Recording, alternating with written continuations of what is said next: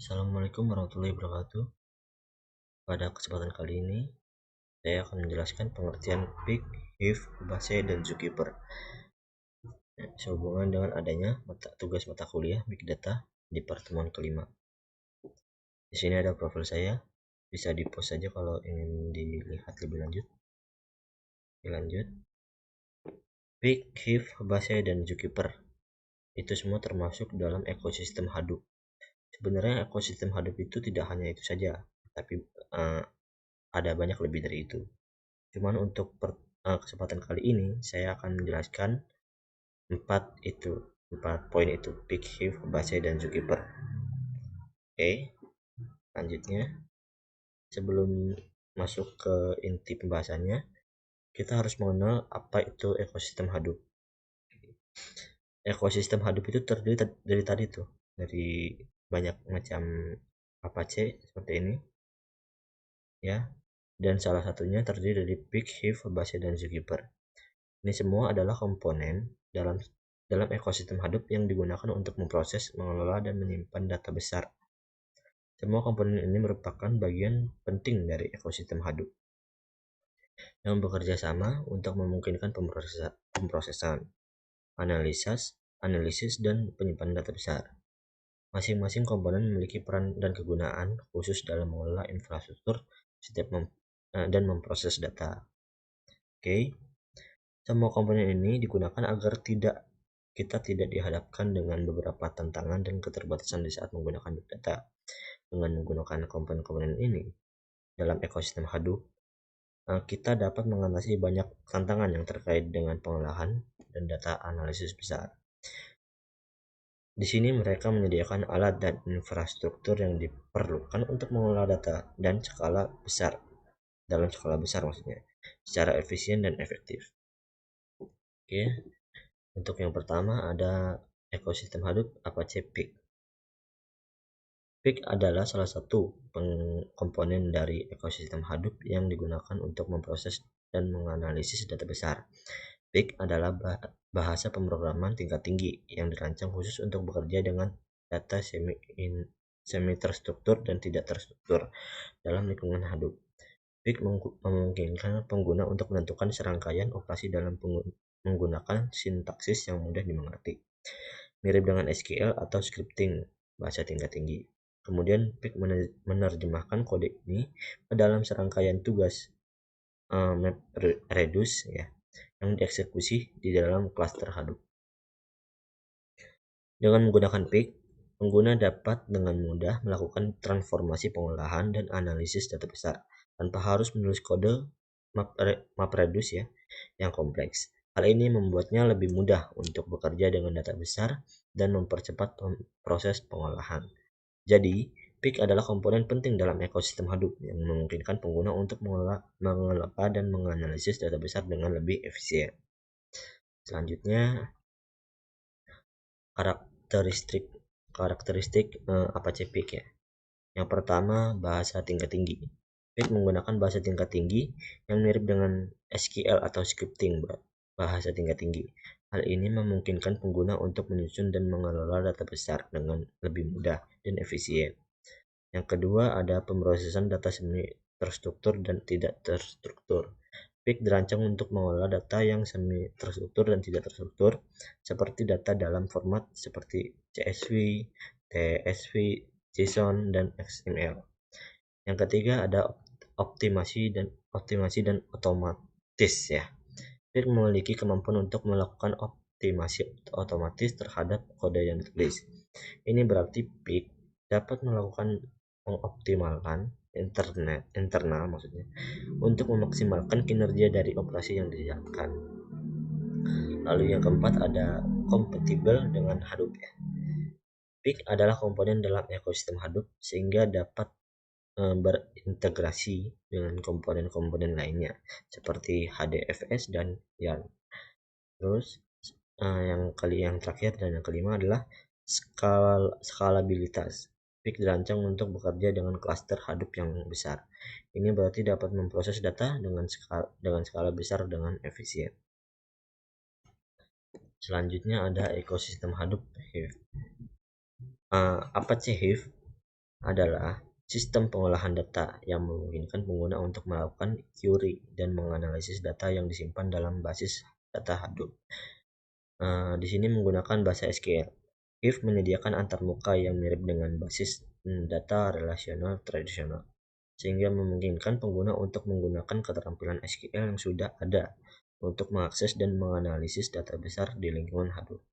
Hive kemudian mengkonversi query SQL ke tugas MapReduce atau tes yang dapat dijalankan di dalam cluster Hadoop.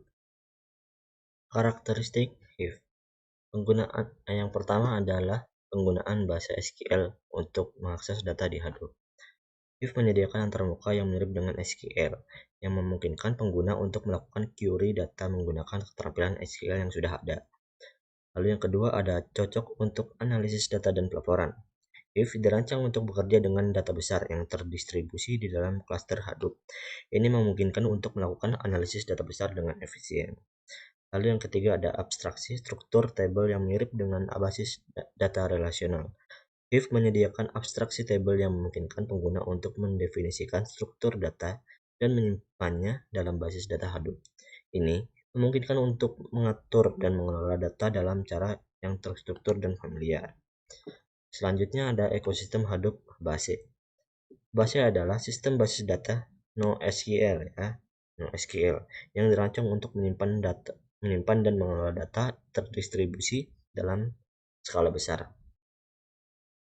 Base adalah bagian dari ekosistem Hadoop dan memungkinkan pengguna untuk menyimpan dan mengakses data dalam format tabel.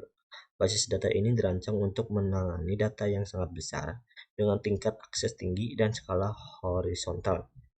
Ia merupakan bagian dari proyek Apache Hadoop dan dapat berjalan di atas HDFS. Base dikembangkan untuk mengatasi kebutuhan akan penyimpanan data semi terstruktur dan tidak terstruktur dalam skala besar dengan tingkat kinerja yang tinggi. Karakteristiknya di antara lain, yang pertama adalah model data. Base menggunakan model data berbasis kolom yang berarti data disimpan dalam kolom-kolom yang terkait dengan kunci baris tertentu. Hal ini memungkinkan untuk membaca atau menulis seluruh kolom untuk kunci tertentu dalam satu operasi.